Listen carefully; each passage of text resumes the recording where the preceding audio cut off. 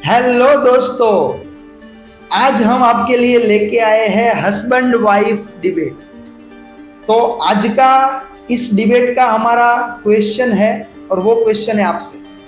Question ये है कि हम लोग मूवीज में देखते हैं और हम रियल लाइफ में भी देखते हैं कि कोर्ट में जब केस चल रहा होता है तो उस केस के दौरान जब भी किसी इंसान को गवाही के लिए बुलाया जाता है, बयान के लिए बुलाया जाता है, तो वो बयान दे उससे पहले उसके पास हम एक कसम खिलाते हैं।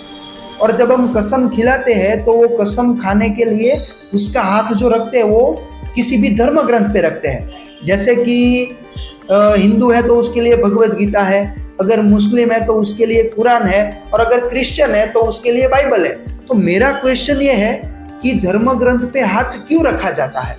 आपके पास कृपया करके आंसर देने का टाइम हो तो आप दे दो, अच्छा रहेगा हम लोगों के लिए। Why not. इसका आंसर तो मैं देना चाहती हूँ। सबसे पहले तो आप भी लोग देख रहे होंगे मूवी और देखा होगा, और आपने भी मूवी देखा होगा। तो कई सारी मूवीज में ऐसे सीन होते हैं जिसमें कोर्ट के सीन दिखाए जाते हैं, स्पेसिफिकली कुछ एडवोकेट के रिलेटेड, कुछ लॉ के रिलेटेड, अदरवाइज एनी कुछ भी मूवी में कहीं ना कहीं हमें कोर्ट के सीन देखने को मिलते हैं। तो उस दौरान अगर आप देखें तो कोई भी व्यक्ति को जब बयान के लिए रेडी किया जाता है तो उस टाइम उसके धार्मिक ग्रंथ, अगर वो मुसलमान है तो कुरान, अगर वो क्रिश्चियन है तो बाइबल, और वो हिंदू है तो उसको गीता पे हाथ रख के कसम खिलवाई जाती है। ऐसा आपने नॉर्मली देखा होगा, पर रियलिटी कुछ अलग है। रियलिटी उन लोगों के लिए स्पेसिफिकली जो कभी भी कोर्ट में नहीं गए, उन लोगों को नहीं पता है। कोर्ट में जो नहीं जाते, जैसे कि आप नहीं गए होगे कोर्ट में, शायद हमारे ऑडियंस में से भी कोई कोर्ट में नहीं गया होगा, तो उनको रियलिटी नहीं पता होगी। टारगेट करके बोलो ना मैडम, टारगेट करके किस को बोल रहे हो? नहीं, ऐसा कोई स्पेसिफिक टारगेट किसी पे भी मेरा नहीं है, पर मैं इतना बोलूंगी कोई गया भी होगा पर बयान के दौरान ऐसी प्रैक्टिस उन्होंने नहीं देखी होगी शायद। तो ये मैं बोलना चाहूँगी कि मॉडर्न ज़माने की, अगर हम इधर 1970 की बात करें, उसके बाद की बात, तो हमारा देश आज़ाद हुआ 1947 में। तो उसके पहले ब्रिटिशर्स का राज था। आप सबको पता है कि ब्रिटिशर्स जो अंग्रेज, उसका राज था। तो उसका एक सिंपल फंडा था, क्या था कि किसी भी चीज़ को लेकर लॉ बना दो। कुछ भी छोटी सी भी कुछ भी इवेंट बनी है तो उसको लेके लॉ बना दो, मतलब कायदा। इन शॉर्ट, उनको कानून से बहुत प्यार था। किसी भी चीज को लेके डायरेक्टली कानून बना दो, ऐसा उनका फंडा था। अगर बात करें मुगल शासन की, मुगल शासन के दौरान ऐसा था कि लोगों का धर्म के प्रति झुकाव ज्यादा था। जैसे आज लोग विदेश जा रहे हैं, घूमने के लिए बाहर जा रहे हैं, आउट ऑफ इंडिया। पहले कैसा था कि अगर आप नदी को, मतलब किसी भी रिवर को आप उससे, मतलब आप उसको पास करते हो, जैसे कि क्रॉस करते हो। इंडिया से अगर हम बाहर जा रहे हैं तो हमने बहुत सारी रिवर्स को, ओशियन को क्रॉस किया, तो उसको धर्म भ्रष्ट माना जाता था। पर अगर मॉडर्न टाइम में देखें तो ऐसा कुछ भी है नहीं। हम सब उसको तो क्या मानते कि ट्रिप पे गए हैं, फिर करियर बनाने गए हैं। तो सेम चीज जब मुगल शासन था तब लोगों का झुकाव बहुत ही धर्म के प्रति था। तो वहां लोग ऐसा मानते थे कि कोई भी लोग झूठ बोल सकता है, पर अगर वो ग्रंथ की कसम खाता है तो वो झूठ नहीं बोलेगा, ऐसा लोगों के प्रति विश्वास था। तो उस हिसाब से उस टाइम पे ये जो क्रिश्चियन है उसको बाइबल, हिंदू है उसको गीता, और जो मुसलमान है वो कुरान पे हाथ रख के अपनी कसम खाता था।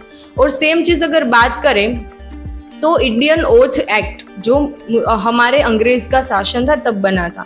जैसे मैंने आपको बात की कि उनका क्या फंडा था, कानून बना दो और अप्लाई करो, कानून बना दो और अप्लाई करो। सेम चीज उन्होंने ओथ मतलब शपथ का द इंडियंस ओथ एक्ट 1873 नाम का एक एक्ट बनाया, जिसके मुताबिक उन्होंने बोला कि ये प्रैक्टिस होना चाहिए। अभी आज के दिन की बात करें तो ये प्रैक्टिस हमारी कोर्ट में नहीं होती। इवन इंडिया की कोई भी कोर्ट में ऐसी प्रैक्टिस नहीं होती है। मतलब इंडिया की कोर्ट में प्रैक्टिस नहीं होती ऐसी? नहीं, अभी नहीं होती है। क्योंकि आपको भी पता होगा कि very burning and trending topic UCC, uniform civil code, yes, जिसका मानना ये है कि सबके लिए, चाहे वो हिंदू हो, चाहे वो सिख हो, मुसलमान हो या फिर क्रिश्चियन हो, सबके लिए एक इक्वल लॉ होना चाहिए, कि सबके लिए समान कानून होना चाहिए। ये आज का हमारा दायरा है। मतलब उस दायरे के चलते आज हम ये सब प्रैक्टिस नहीं कर रहे, पर उसके अलावा क्या करते थे, तो कोई भी व्यक्ति अगर बयान देने जाता है विटनेस बॉक्स में, तो वो ऐसे बोलता है कि मैं अपने ईश्वर को साक्षी मानकर बोल रहा हूँ कि मैं जो भी बोलूँगा वो सच बोलूँगा, सच के सिवा कुछ नहीं बोलूँगा।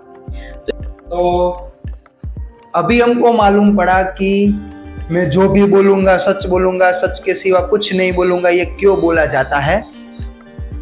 मेरा क्वेश्चन ये है कि चलो ये सब हमने सुना, पर क्वेश्चन नेक्स्ट ये है कि मैं बोल देता हूँ कि मैं जो भी बोलूँगा सच के सिवा कुछ नहीं बोलूँगा। बोलने के बाद भी मैं अगर झूठ बोलूँ, अगर कोई और इंसान हो और वो झूठ बोले, तो वो कैसे पकड़ सकते हैं? वो क्या है, मतलब उसका मीनिंग क्या हुआ?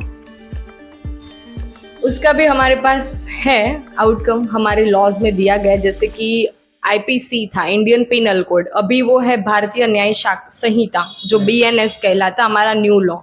एज पर द लॉ हम अगर देखें तो उसमें एक सेक्शन आता है फॉल्स एविडेंस को रिप्रेजेंट करना। तो फॉल्स एविडेंस मतलब झूठे पुरावे। फॉल्स एविडेंस में सिर्फ आपका कागजी पुरावे नहीं आते हैं, सिर्फ रिटर्न कंसेंट और रिटर्न डॉक्यूमेंट्स नहीं आते, वो आपके मुंह से बोले शब्द भी आ सकते हैं। तो उसमें अगर आप कुछ झूठ बोल रहे हो इसके दौरान और वापस बाद में अगर पता चलता है कोर्ट को कि जो व्यक्ति है उसने झूठ बोला है आफ्टर इन्वेस्टिगेशन, तो उसके ऊपर कुछ भी कार्यवाही हो सकती है। किस मुताबिक? तो पनिशमेंट मिल सकती है फॉर फॉल्स एविडेंसेस। तो ये नहीं है कि आप धर्म की कसम खा रहे हो तो आप झूठ नहीं बोलोगे। झूठ बोल सकते हैं लोग, क्योंकि ये मुगल शासन नहीं है ना।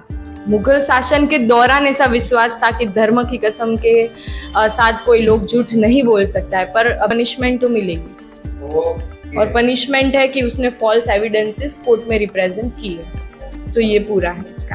आपको ये डिबेट अच्छी लगी हो तो ज्यादा से ज्यादा लोगों को शेयर कीजिए।